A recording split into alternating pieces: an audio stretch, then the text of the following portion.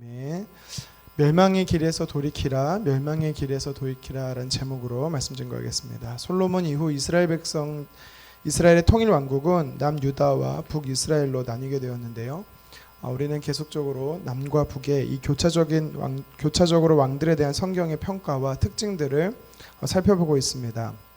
그런데 열왕기 저자는요, 이 왕들을 기록하면서 공통된 패턴을 가지고 기록하는 것을 볼 수가 있습니다. 예를 들면 몇 살의 왕이 되었고 몇 년을 통치하였고, 그리고 왕의 통치는 어디에 기록되어 있고 어디에 묻혔더라 라고 성경은 기록하고 있습니다. 출생과 이 죽음 사이에 왕은 하나님 보시기에 어땠는지, 또 누구의 길을 따랐는지에 대해서도 왕에 대해 성경은 기록을 하고 있지요. 남유다와 북이스라엘에 좀 차이가 있다면, 남쪽 유다 왕에 대해서 기록을 할 때는 그의 어머니가 누구인지까지 기록되어 있습니다. 이것은 남유다 왕조가 다윗의 왕조 혈통을 따르고 있다는 것을 저자가 보여주기 위함입니다.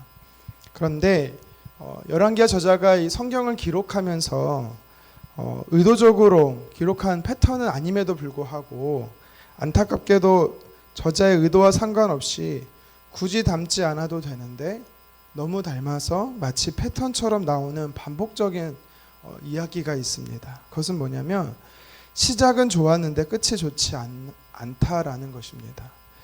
왕들의 통치 초기에는 하나님 보시기에 정직히 행하였지만, 왕들의 말년에는 하나님을 떠나서 하나님의 심판과 징계를 받는 이 모습으로 생애를 마감하는 것입니다. 예를 들면 오늘 본문에도 남유다 10번째 왕인 아사랴 왕이 등장합니다. 역대하에서는 우시야 왕으로도 불리는데요. 왜 이름의 차이가 있냐면, 원래 우시야는 진짜 이름이고 아사랴는 왕으로 있을 때 불리는 이름의 차이입니다. 이름으로 불렸던 그 차이가 있는데요. 이 아사랴, 그의 아버지 어제 살펴봤던 아마샤 왕이지요. 그리고 그의 할아버지 요아스, 이 세 왕들만 놓고 보더라도 모두 시작이 하나님 보시기에 정직했다라고 성경은 말하고 있습니다. 그런데 남유다 8번째 왕인 요아스는 후견인이었던 제사장 여호야다가 죽고 나서부터는 하나님의 말씀에서 떠나지요. 여호야다의 아들 스가랴가 이 우상 숭배에 대해 잘못을 지적했다라는 이유로 돌로 쳐 죽입니다. 결국 어떻게 됩니까? 신복들에 의해 죽임을 당하지요. 그리고 남유다 9번째 왕이었던 이 아마샤 역시 성경은요, 하나님 보시기에 정직히 행했지만 이 초기 사역에는 좋은 평가를 하고 있습니다. 하지만 그의 결말 역시 비슷하죠. 에돔과의 전쟁 이후에 우상을 가지고 와서 숭배했고, 역시나 선지자들의 말을 듣지 않았고, 그 이후로 그 역시도 라기스라는 곳에서 죽임을 맞게 됩니다. 오늘 본문의 남유다 10번째 왕인 이 아사랴 왕 역시 3절 하반절에 보면 여호와 보시기에 정직히 행했다라고 성경은 말합니다. 그런데 그의 마지막의 모습은 어떠합니까?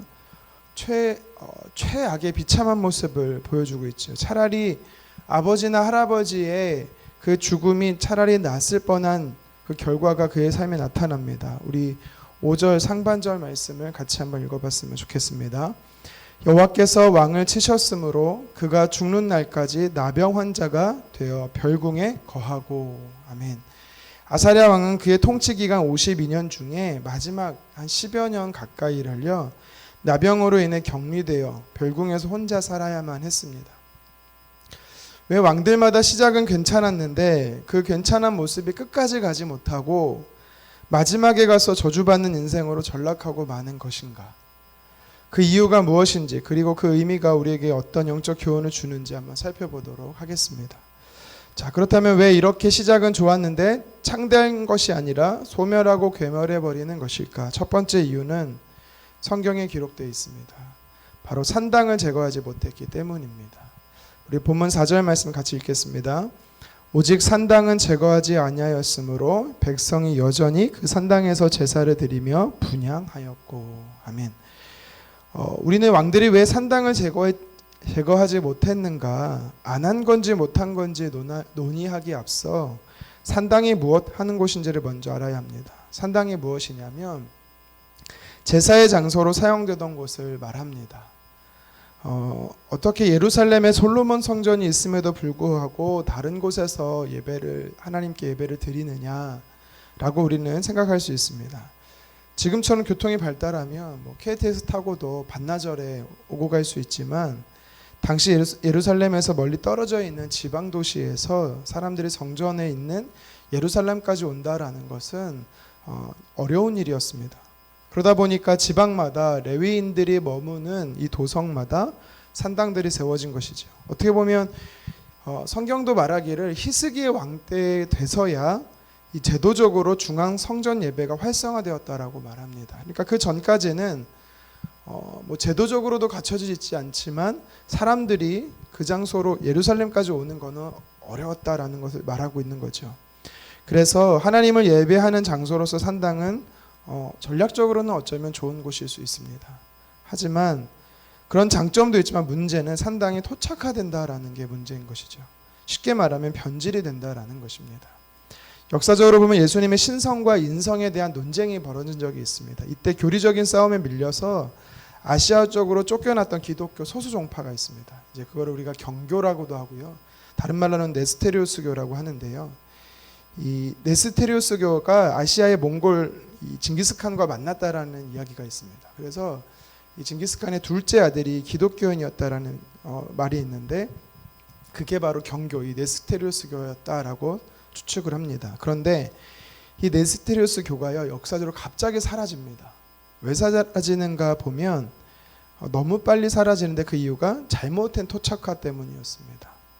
그러니까 쉽게 이야기하라고 제가 말씀을 드리면 이거 예를 든 겁니다. 만약 목사라는 호칭을 스님이라는 호칭으로도 바꾸고 성경이라는 것도 예를 들어서 불경 이렇게 바꾸고, 그러니까 쉽게 말해서 토착화를 하는데 빨리 접목을 시키는데 단순히 용어만 바꾸는 것이 아니라 교리적인 것도 토착화하다 보니까 어느 순간 그것이 교리가 이어져 나가야 되는데 후대에 이어지지 못하고 사라져버리게 된 것입니다.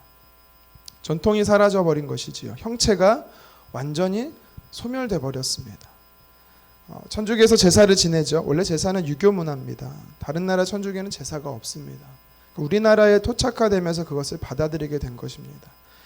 이런 잘못된 토착화될 사례가 있는데 그것이 바로 산당인 것입니다. 하나님을 예배하기 위해 만들었다고는 하지만 아무리 의도는 좋았다고 하더라도 가나안 땅에 있던 이방의 이 사상이 산당 안에 들어와 보면서 짬뽕이 돼버린 것입니다. 혼합주의 신앙으로 전락하게 된 거죠. 하나님께 그래서 산당의 제사를 가증스럽게 여겼던 이유가 바로 여기 있습니다. 조금 더 이해하기 쉽게 과장하자면 하나님을 예배하면서 구술하고 점을 치고 이게 가능할까요 과연? 산당에서는 그런 것들이 이루어졌다라는 것입니다. 비일비재했다라는 거죠. 그러니까 때문에 왕들이 산당을 제거해야 했습니다. 근데 왜 왕들이 산당을 제거하지 못하고 또 안 한 것일까요? 그것은 정치적인 이유가 좀 있습니다. 지방의 권력자들은 산당을 중심으로 그 권력을 모았습니다. 그러니까 종교를 중심으로 정치 경제가 모이다 보니까 그 산당을 중심으로 해서 지방 권력자들은 세력을 모아놓고 주축이 됐던 것이죠. 왕들은 지방과의 소통을 잘해야 합니다. 그러다 보니까 산당을 제거하지 않았던 것이 역사적으로 있는 것입니다. 조직적으로 단체적으로 우상 숭배를 산당에서 행해졌던 것을 볼 수가 있습니다. 그러면서 또 왜 산당을 제거하지 못했는가? 처음에는 방금 말씀드린 대로 사람들이 규모적으로 산당을 통해서 제사를 지냈는데 처음 산당은 대부분 산에 있었습니다. 산 중턱이나 높은 곳에 하이플레이스에 있었는데 이제 이것이 개인과 가정의 집으로 소규모로 많이 점조직으로 흩어져 버렸습니다. 그러니까 1인 중심의 산당으로 탈바꿈이 되어버린 것입니다. 국가적으로도 이렇게 나라적으로도 지역적으로도 산당이 있었다가 그것이 이제는 탈바꿈이 되어서 개인적으로 가정적으로 산당이 있다 보니까 나라가 그 산당을 제거하는 것이 참으로 어려워졌던 것을 우리가 볼 수 있습니다. 개인이든 단체든 하나님을 예배하는 것이 아니라 우상 숭배하는 장소로 전락해버린 이 산당으로 인해서 이것을 제거하지 못한 왕들의 결말이 결국에는 비참이다라고 성경은 말하는 것이죠. 오늘 이 메시지가 우리에게 도전하는 것이 있습니다. 우리 안에 토착화 된 이 산당의 문화, 제사들을 제거하라라고 이야기하는 것입니다. 하나님보다 물질을 주인으로 섬기는, 두 주인을 섬기는 것, 이것이 우리 안에 있는 산당의 제사일 수 있습니다. 또 하나님께서 여기시는 이 가증히 여기는 산당의 제사가 또 무엇이 있겠습니까? 하나님께 영광 올려야 될 것을 내가 그 영광을 가로채는 것, 이것도 산당의 제사의 모습입니다. 예수님을 믿으면서도 부모의 묘를 잘 써야 한다. 자녀의 이름을 사주팔자를 보며 장명해야 한다. 뭔가 그리스도인이면서 잘못된 신앙과 혼합되어 있는 사상이 또 산당의 제사인 것이죠.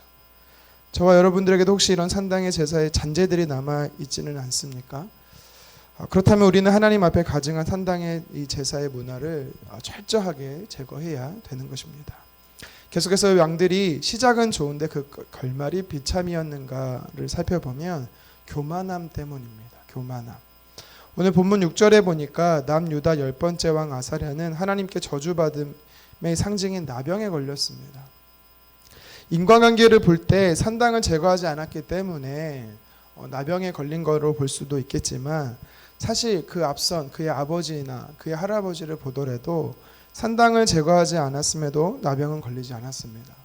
자, 그렇다면 뭔가 아사랴 이 왕의 다른 점이 있다라는 것인데, 오늘 본문에는 등장하진 않지만 이 같은 내용이 담겨져 있는 역대하 26장에 보니까요, 특별히 16절에 보면 이런 말씀이 있습니다. 제가 한번 읽겠습니다. 그가 강성하여짐에 그 마음이 교만하여 악을 행하여 그의 하나님 여호와께 범죄하되 곧 여호와의 성전에 들어가서 향단에 분향하려 한지라. 아멘. 그러니까 사울 왕처럼 하나님이 분명히 제사장들에게 위임했던 일들을 그가 왕으로서 교만하여져서 제사장직 역할까지 감당하려고 하니 이 분향 향을 피우려고 하는 것으로 인해서 성경은요 나병에 걸렸다라고 이야기하고 있습니다. 그가 하나님을 잘 섬기기 위해서, 예배를 정말 잘 드리기 위해서 그럴 것이 아니라, 성경은 뭐라고 말하냐면 그가 강성하여져 마음이 교만하여졌고 하나님 앞에 악을 행했다라고 이야기하는 겁니다. 교만하여 나병에 걸린 아사랴 왕이, 이 메시지가 우리에게 하나님 보시기에 교만이 얼마나 큰 죄고 무거운 죄고 무서운 죄인지 깨달으라고 주님 말씀하고 있는 것입니다. 왕은 아무나 될 수가 없는 사람이죠. 하나님께서 기름 부으셔야만 되는 것입니다. 그런데 그런 사람도 하나님께서는요 교만하면 가차없이 낮추시는 것을 볼 수가 있습니다. 저와 여러분들이 하나님 보시기에 교만하면 우리도 하나님께서 낮추시고 내치시고 그렇게 되는 것입니다. 교만하다는 것의 다른 표현은 불순종입니다. 하나님의 말씀을 두려워하지 않는다라는 것입니다. 하나님께서 기록하신 것을 지키려고 하지 않는 이 불순종의 교만함이 우리에게 있지 않는지 우리는 점검해 봐야 하는 것입니다. 시작은 좋았지만 끝이 좋지 못한 왕들, 그래서 마지막 모습에 부끄러움을 받게 되는 이유가 바로 이 두 가지입니다. 산당을 제거하지 않는 것과 교만하여 하나님 말씀에 불순종한 것입니다. 여러분, 우리가 남유다 왕들과 같이 멸망의 길을 따라 살지 않기 위해서는, 그 길에서 돌이키기 위해서는 이 두 가지를 명심해야 되는 것입니다. 내 안에 이단적 사상, 세상적이고 세속적인 혼합주의 신앙이 있다면 다 찍어버리고 오직 하나님 중심적으로 살아야 합니다. 그리고 하나님 앞에 겸손해야 합니다. 그것은 다른 말로 말하면 하나님 말씀에 철저히 순종하는 것입니다. 그래서 처음 시작도 하나님 앞에 칭찬받을 뿐만 아니라 마지막 하나님께서 부르실 때도 칭찬받는 저와 여러분 되기를 주님의 이름으로 축원합니다. 기도하겠습니다.